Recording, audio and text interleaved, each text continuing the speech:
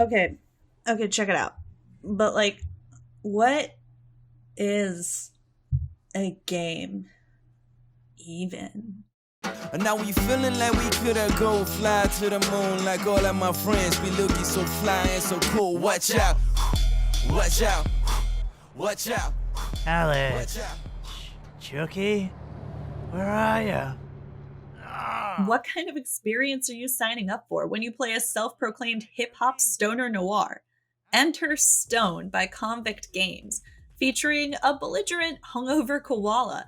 There's a lot of right answers as to what exactly this experience is, because it's a lot of things. It's an interactive story, but it's also a movie festival, a music festival.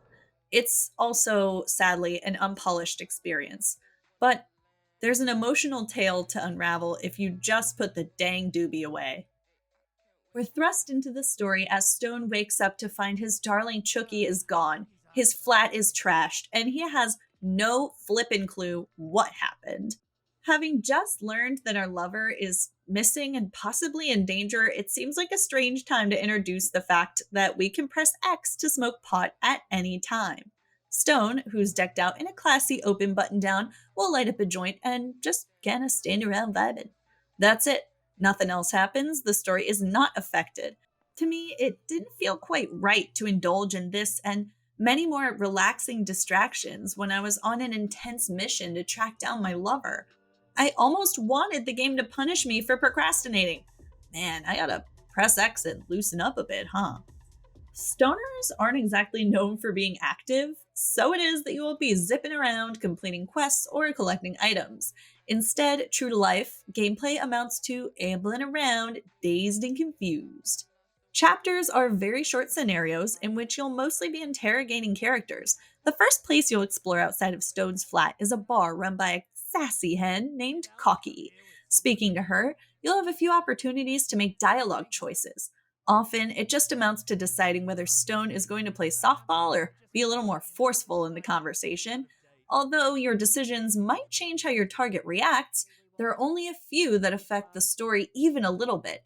That does take the pressure off a little bit, though, and it's fun to return to levels through the main menu to see how someone might react differently to a different choice.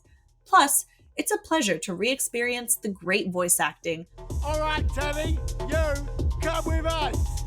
No, I'm good, thanks, mate. During the story, I never once questioned the world we were in. It felt natural. Yes, we're all anthropomorphic animals in Australia. Yes, this one smokes weed. Yes, that one is wearing a Kanye shirt. They acknowledge their animalness in a natural way, but it doesn't ever feel like quirky window dressing. It's just a shame that the awesome concept art showcased in the main menu didn't come across in the final product. Interactables are helpfully indicated with a purple dot, and there's a decent amount of them in Stone's flat where we begin, however sloppy and polygonal the graphics are. It kind of ends there. Just about every other area feels super sparse. The NPCs littered around each environment are mute props, as you are only meant to speak with one person in each level. One might argue that the story takes a back seat in this game, as linear and impactful as it is. You could just as easily fire up the game, go to the main map, and pop on Night of the Living Dead. That's right, the in-game cinema, as well as Stone's TV, features a selection of public domain classics for your enjoyment.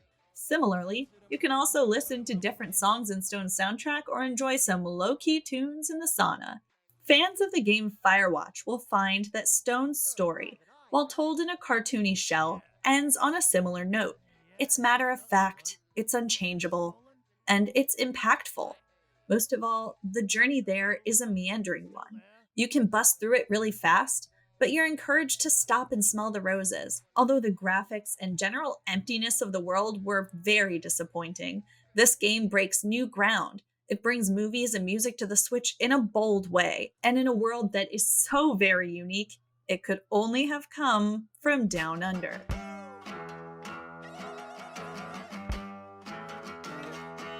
Slow down now, yeah, slow up now. Watch out now. Watch out.